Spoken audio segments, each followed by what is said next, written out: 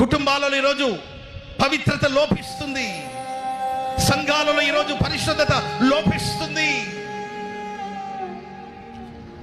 ఆచారపు ముసుగులో సాగిపోతున్నారు, దైవ భయాన్ని కోల్పోతున్నారు. దేవుని మాట అంటే రెస్పెక్ట్ లేదండి. ఈరోజు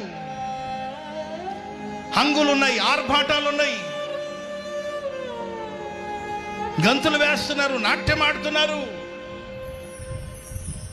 అది చర్చో లేకపోతే పబ్బో అర్థం కావట్లేదు. పబ్బులో అదే కల్చర్ చూస్తున్నాం, చర్చిలో అదే వాతావరణాన్ని చూస్తున్నాం. ప్రజల్లో దైవ భయం లేకుండా పోతుంది. దేవుని మాట అంటే విలువ లేదు, దేవుని మాట అంటే రెస్పెక్ట్ లేదు. అందును బట్టే సంఘానికి అపజయం, అందును బట్టే కుటుంబాలు అపజయం. ఒకప్పుడు సాయంత్రం అయితే చాలు చక్కగా కూర్చొని ప్రార్థన చేసుకునేవాడు, కుటుంబ ప్రార్థన చేసేవాళ్ళు, అరుణోదయం లేచి దేవుని వెతికేవాడు, ప్రార్థించేవాళ్ళు. ఎక్కడి అనుభవాలు, దేవుడు మనకు నేర్పిన అనుభవాలు, పరిశుద్ధులు మనకు వేసిన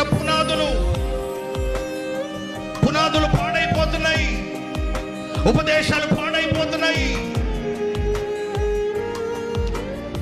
ఈ రాత్రి నువ్వు లేవాలి సహోదరుడా, ఈ రాత్రి లేవాలి. దైవ సేవకుడా, ఈ రాత్రి లేవాలి.